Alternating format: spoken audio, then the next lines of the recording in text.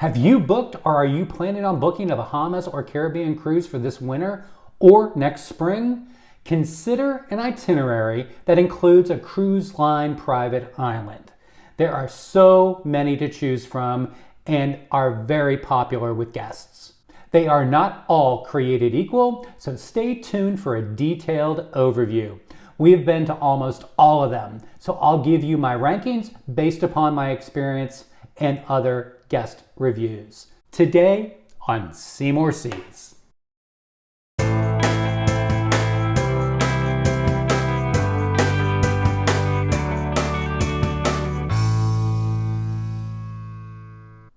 Cruise line private islands are a part of any Caribbean cruise or Bahamas weekend cruise getaway. They're available on both Eastern and Western Caribbean cruises and can be an integral part of that itinerary. We have been to most of the islands, and I hope today to provide you with some insight as to what to expect on your particular itinerary. Hi, I'm Doug with Seymour Seas. If you're new here, this is a cruise tips and planning channel where I hope to help you and your family pick, plan, and enjoy your next cruise vacation. If you find this video enjoyable, helpful in any way, please do give it that thumbs up. And most of the people that watch the videos are not subscribers, so I do ask that you hit that subscribe button and consider subscribing. It helps my channel grow. It's free to you, but means the world to me. Thanks so much, and let's get started. So we are going to talk about the who, what, where, and why of cruise line private islands, but not in that order. So let's describe exactly what is a cruise line private island. These are normally strips of land, small little islands, or strips of a peninsula that have been purchased by the cruise line or leased from the Bahamian government or the Caribbean island based on a very, very lengthy lease of like 75 to 100 years. Norwegian Cruise Lines was the first to establish a private island in 1977, where they stopped at a Bahamian island to give their passengers and guests something different to do. So they would transport their guests via the lifeboats to the beach and give them a barbecue on the beach and allow them to do their own hiking. This was so popular by the guests that they decided in 1986 that they would purchase that strip of land and put millions into it so that they could have their own branded location to stop in the Bahamas for their guests.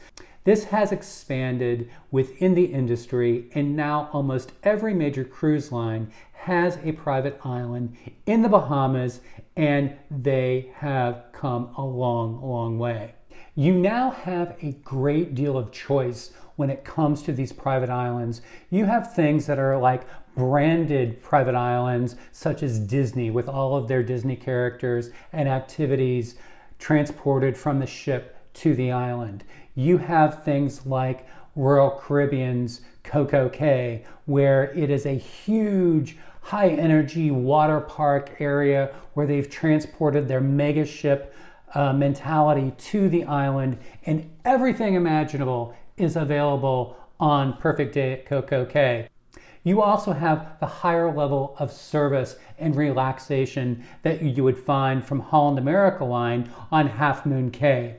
And then you have MSC that's building a Ocean Cay Marine Preserve that is preserving the artificial reef and building a absolutely fantastic area that used to be an industrial dump area in the Bahamas that they rescued and are doing an amazing job at restoring. So there are many choices available, and we'll go through them all. We have been to most of these private islands before because 98% of our vacations are a Bahamas or Caribbean cruise, where there is at least one stop at one of the cruise line private islands. We have seen these islands grow and adapt to the branding of their ships Royal Caribbean, as their ships got bigger and bigger and bigger, and they added so much more to their ships, they also did that to their private islands, as did all of the services from the other brands with their private islands. What are your thoughts? How many private islands have you been to? What is your favorite? I would love to hear from you and learn what your favorite private island is. Please leave it in the comments below. We have had many cruise milestones that included private islands. Our very first cruise was on the Carnival Destiny, now called the Sunshine. We went to Half Moon Cay, we got a cabana, and we had an absolutely fantastic time, and it holds a very special place in our memory. We took Liberty of the Seas on a Western Caribbean cruise for our honeymoon. We stopped at Labadee, we had a suite, and we were able to get a treetop cabana in the Barefoot Beach Club and really had an absolutely fantastic time. And then another milestone that holds a very special place in our memory and our hearts is that I was able to take my mother on a cruise prior to her passing, and she was in wonderful health. We went to the Bahamas for the weekend, and on Coco Cay, we got a cabana and had some friends travel with us, and it was an absolutely magical time, and she talked about it for the last few years of her life until her passing. And so everybody looks back on that with extremely fond memories. So private islands hold a very, very special place in our memory and our hearts. So this now leads me to the why. Why were these private islands developed? Well, it was a smart business decision. It is a financial windfall for the cruise lines because you are going onto their property, which they own and operate. They own and operate all of the excursions, all of the dining facilities, all of the shopping. It is not going to the local community and the local culture. It is going back to the cruise line. So all of the excursions, all of the snorkel gear, all of the kayaks, all of the horse riding tours, all of the alcohol, all of the food that you purchase that is not included in your cruise fare is going back to the cruise line and not back into that local economy.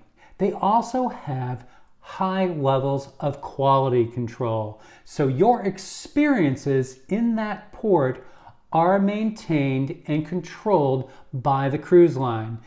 So everything that you experience in that port is up to their brand reputation and quality standards.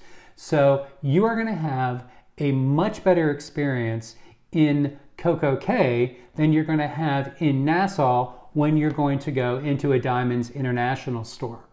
They also can provide VIP experiences. If you want a VIP experience in a port of call, you will go to a resort, you will buy a cabana by the pool or on the beach, and you'll spend a lot of money. Why not do the same thing and get higher level of services at about or a little above the same price on a private island? Again, that all goes back to the cruise line, and they can maintain control over the quality of services that you receive. One other aspect is because they've negotiated these multi-year contracts, 75 to 100 years, or they actually purchase the property, they normally get very, very favorable regulations and laws associated with that section of the peninsula or that particular island in that country. The other aspect is from the cruise passenger perspective. One of the biggest things is that you have this entire island to yourself.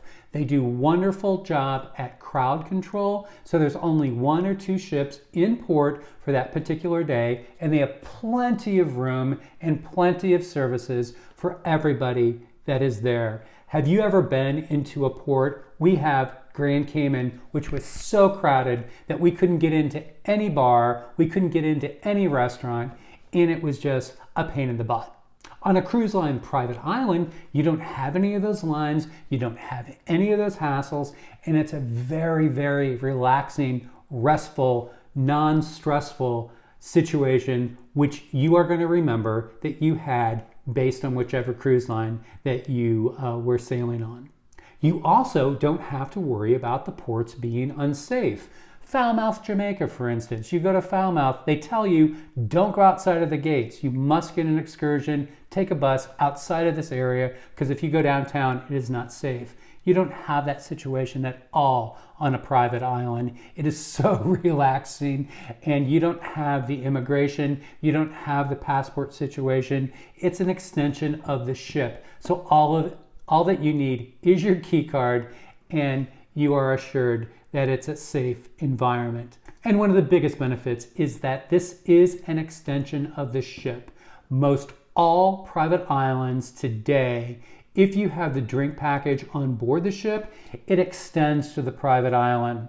If you have Wi-Fi on board, you're going to be able to access that same Wi-Fi on the private island, so you don't have to worry about calling your cell phone carrier to get data access in foreign countries such as the Bahamas or in Haiti or in Mexico or in Belize, or you're going to be able to have data access from the Wi-Fi on the ship. There's also an unwritten guarantee that the excursions that they have created on these private islands have been curated to make sure that you get the most of your experience, and that you are, one, not going to miss the ship due to an excursion that is late. And there are so many different wonderful things to do. So a private island, in my view, is an absolutely no-brainer decision. And if it's on your itinerary, make sure that you look at it. Let's talk about who has the private islands and where are they. Royal Caribbean Group has Perfect Day at Coco Cay, which is in the Bahamas, and they also have Labadee, Haiti, which Royal Caribbean and Celebrity both travel to.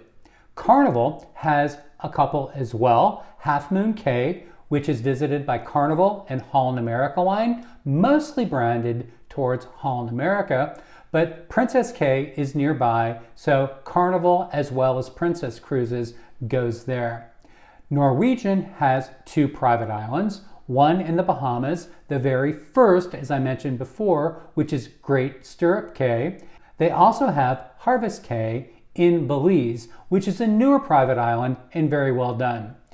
You have Disney Cruise Lines with Castaway Cay in the Bahamas. You also have Ocean Cay Marine Reserve by MSC, and then you have the Beach Club at Bimini by Virgin Voyages. This isn't actually a private island, but it is the north side of a peninsula of the island of Bimini, so I did include it, and we will take a look at that.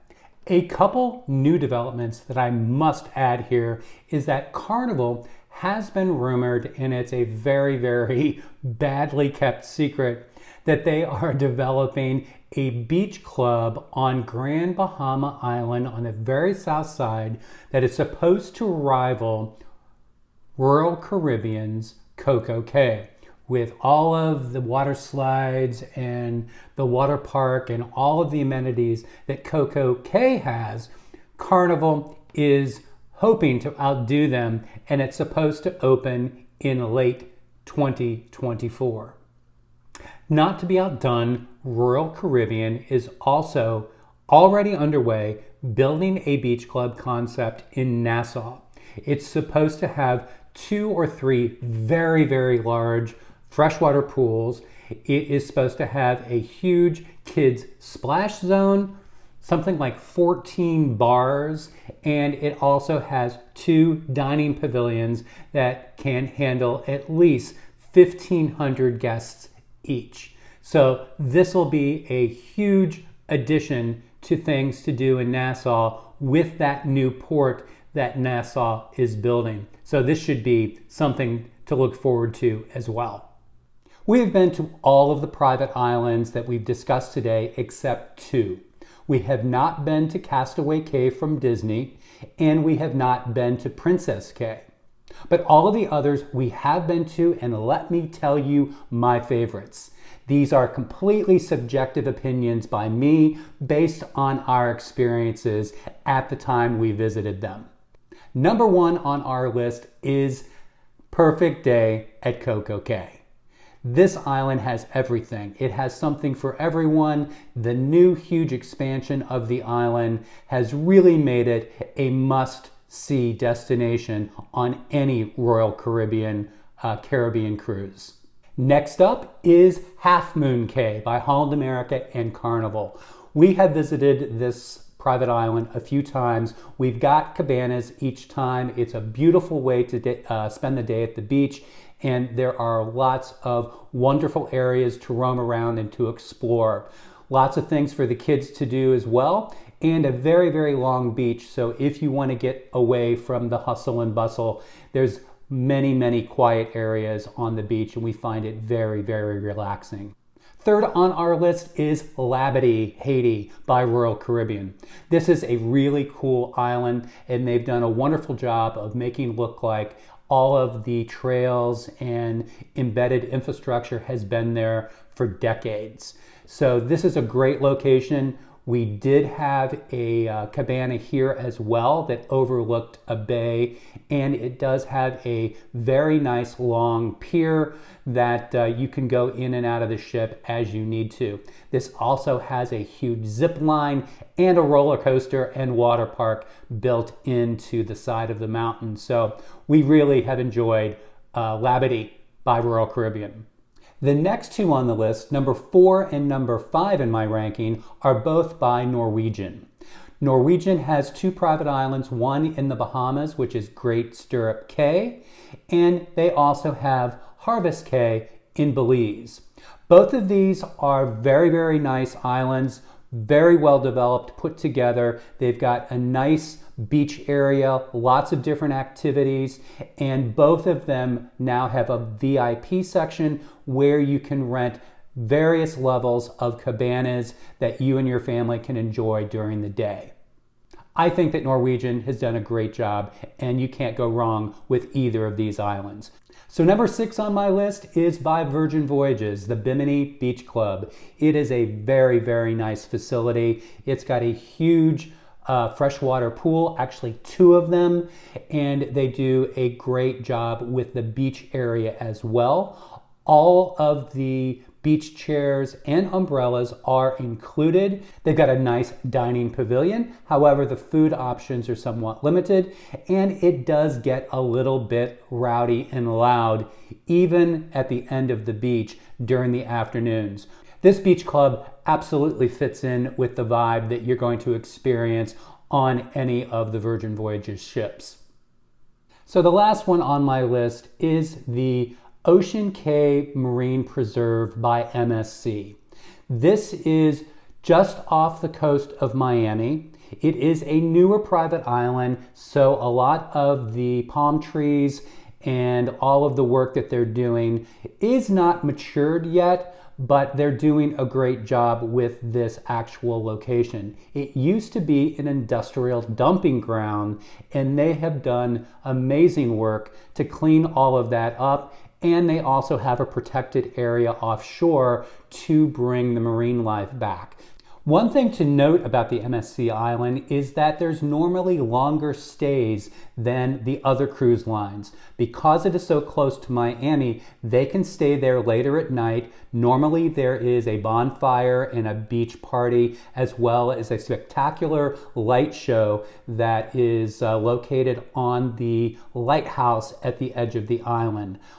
The signage and some of the food offerings there were not that great when we went there, but I'm sure all of that will get better over time. I did not include Disney's Castaway Cay or Princess Cruises' Princess Cay in my rankings, but both of them do get very high rankings online in many YouTube reviews. So do a search on those and check those out if it's part of your upcoming itinerary.